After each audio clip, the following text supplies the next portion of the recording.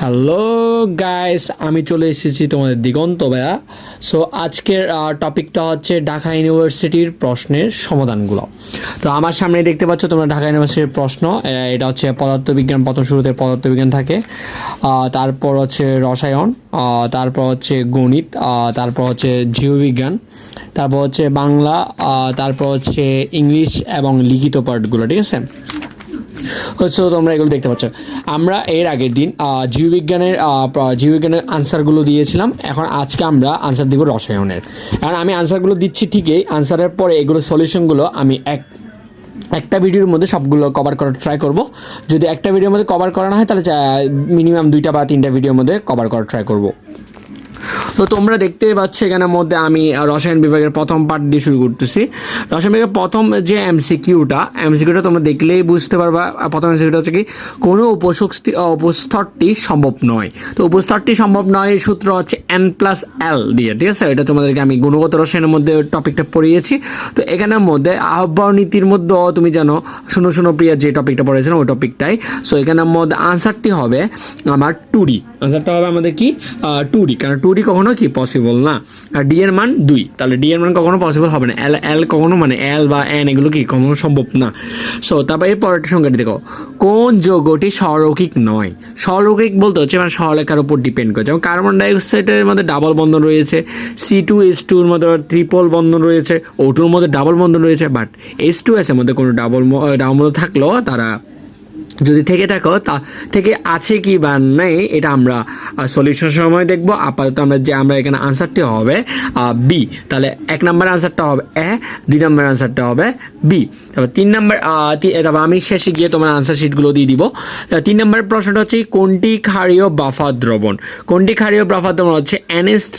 আর NH3 যেটা আছে সেটা হচ্ছে তোমার ক্ষারীয় থাকে এবং তার সাথে কি তার লবণ, যেটা অ্যাকোয়াসের যে ক্ষারটা থাকবে এবং ক্ষারের সাথে সেই লবণটা থাকতে হবে, অথবা ক্ষারের লবণ বলা হয়। NH3 এখন NH3 ক্ষার নাকি অ্যাসিড এটা আমরা পরে জানবো। তাই 3 নম্বর আনসারটি হচ্ছে 3-এর ডি, ঠিক আছে? এটা আমরা দেখে নিব পরে গিয়ে কিভাবে করতে হয়। তারপর দেখো 4 নম্বর, হাইড্রোজেন গ্যাসের ব্যাপনের হার কোনো একটি গ্যাসের ব্যাপনের হারের 6 গুণ। তাহলে গ্যাসের আণবিক ভর কত? এটার আনসার হবে 72 গ্রাম পার মোল, ঠিক আছে? আনসারটি হবে 72 গ্রাম পার মোল, ঠিক আছে? তাহলে এখন আনসারটি কীভাবে আসলো এটা আমরা দেখতে পরের ভিডিওগুলোতে দেখব। তা পরের প্রশ্নটা হচ্ছে কি, C carbon dioxide, carbon, oxygen, nitrogen এবং ফ্লোরিনের তড়িৎ-ঋণাত্মকতার সঠিক ক্রম কোনটি? তাহলে দেখো, তড়িৎ-ঋণাত্মকতা বলতে কি, তড়িৎ-ঋণাত্মকতা মানে কি তোমরা তো জানোই। আর যদি জেনে না থাকো তাহলে আমার পরের কোনো একটা ভিডিও আমরা দেখিয়ে দিব যে এটা আসলে কি। এটা আনসারটা হবে ফ্লোরিন সবচেয়ে বেশি, তারপর অক্সিজেন, তারপর নাইট্রোজেন, তারপর কার্বন ডাইঅক্সাইড, মানে কি -1, -2, -3 এবং আর এটা কি তোমার C+4। তো এইভাবে করে এই 5-এর আনসারটা হবে এ। তো 6 নম্বর প্রশ্ন দিকে যাই। 6 নম্বর প্রশ্ন হচ্ছে নিচের বিক্রিয়াসমূহের মধ্যে কোনটির জন্য ক্যাপি ইকুয়াল টু ক্যাসি, মানে ক্যাপি সমান ক্যাসি হবে? তা দেখো তোমরা দেখতেই পাচ্ছ, দেখো 6-এ এ যেটা আছে, 1-এর সহগ হচ্ছে PCl5 এর আগে আছে 1 এবং PCl3 হচ্ছে 1 আর Cl2 হচ্ছে 1। তাহলে 1 যোগ করলে 2, তাহলে উৎপাদ আছে 2 আর বিক্রিয়ক আছে। দেখো এখানের মধ্যে তোমরা দেখতে পাচ্ছ, দেখো এই যে এটা হচ্ছে আমাদের হচ্ছে কি বিক্রিয়ক আর এটা হচ্ছে উৎপাদ। বিক্রিয়কের সামনে আছে 1 আর উৎপাদের সামনে হচ্ছে 1 যোগ করলে 2, তাহলে 1 আর 2, তাহলে এটা কখনো ক্যাপি সমান ক্যাসি হবে না। সেম ভাবে এখানে দেখো, এখানে আছে 3টা, এখানে আছে 1টা, 4টা, আর এখানে আছে কয়টা 2টা। তাহলে 2 এখানে 4টা, এখানে 2টা, তাহলে এটাও কি ক্যাপি ক্যাসি সমান হচ্ছে না। তো এটা দেখো এটা দেখো এখানে 2টা, এখানে 2 1 কি 3টা, তাহলে এটাও হচ্ছে না। তাহলে দেখো এখানে 1টা, এখানে 1 যোগ 1 সমান 2 আর এখানে কত 2, তাহলে এটা ক্যাপি সমান ক্যাসি এটাতে হবে। তারপর দেখো গ্রাফাইটে কোন ধরনের সংকরায়ন বিদ্যমান? কার্বন ডাইঅক্সাইডের মধ্যে গ্রাফাইট হচ্ছে একটি পদার্থ যেটার মধ্যে ডাবল বন্ধন থাকে। এটা ডাবল বন্ধন থাকলে এটার মধ্যে গ্রাফাইট হচ্ছে ডাবল বন্ধনের একটি উদাহরণ। তার ডাবল বন্ধন থাকলে এখানে sp2 আর ডাবল বন্ধনের 2, sp এর উপর কি 2, এই জন্য এইভাবে করে 2। এটা তোমাদেরকে যখনই দেখানো হবে খুব সুন্দর করে দেখানো হবে। তারপর দেখো নিচের কোনটি অসামঞ্জস্য বিক্রিয়া, নিচের কোনটি অসামঞ্জস্য বিক্রিয়া। আর এখানের মধ্যে তোমরা দেখতে পাচ্ছ অসামঞ্জস্য বিক্রিয়া বলতে হচ্ছে যে সামঞ্জস্য নয়, যেমন 2N এর সাথে Cl যোগ করলে 2NaCl হয়ে যাচ্ছে, ঠিক আছে।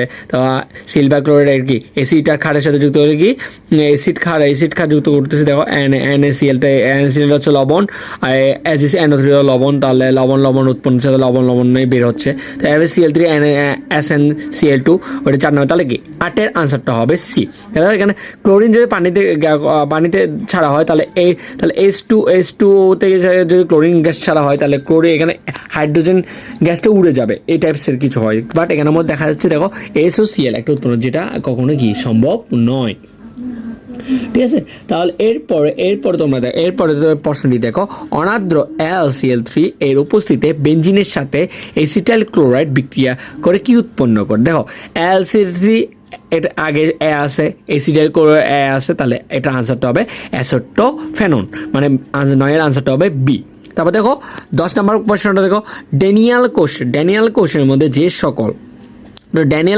সকল ধাতু ইলেকট্রোড হিসেবে ব্যবহৃত হয় সেটা হচ্ছে কপার এবং জিঙ্ক, তাহলে কি এটারও বি আনসার। তো 11 নম্বর প্রশ্নটা দেখো, CH3 ম্যাগনেসিয়াম হ্যালোজেন X হচ্ছে হ্যালোজেন, এর সাথে নিচের কোন যৌগটি বিক্রিয়া আইসোপ্রোপানল উৎপন্ন করে। তো 11 নম্বর যে প্রশ্নটা সেটা খুবই ভালো প্রশ্ন, এটা আনসারটা হবে CH3CHO বি আনসার, ঠিক আছে। তারপর দেখো 12 নম্বর প্রশ্নটা, একটি আদর্শ গ্যাসের জন্য PV বনাম 1/P লেখচিত্র হবে একটি, মানে এটা লেখচিত্রটা যেখানে হবে PV আর 1/1P, এটা আমি তোমাদেরকে এটা যখনই পড়াবো তখন শর্টকাটে একটা ট্রিক শিখিয়ে দেবো। ওইটার আনসারটা হবে এক অক্ষের সমান্তরাল, দেখা, ঠিক আছে। আর এখানে যদি ওয়াই অক্ষের সমান্তরাল তাহলে ওয়াই অক্ষের সমান্তরাল করে আনসার হতো, কিন্তু বাট এখানে ওয়াই অক্ষের সমান্তরাল প্রশ্নটা অপশনটা দেয় নেই, সেজন্য আমরা আনসারটা দিব না। এখানে এক অক্ষের সমান্তরাল, এটা এক অক্ষ হতে পারে ওয়াই অক্ষ, এটা তোমাদেরকে যখন সলিউশন পুরো পার্ট আনবো তখন তোমরা দেখতে পাবে। আর দেখো C5H12 যৌগটির গাঠনিক সমাণু কয়টি। গাঠনিক সমান হচ্ছে 3টি, এটা আমরা তোমাদেরকে দেখিয়ে দেবো যে কীভাবে গাঠনিক সমান 3টি হচ্ছে।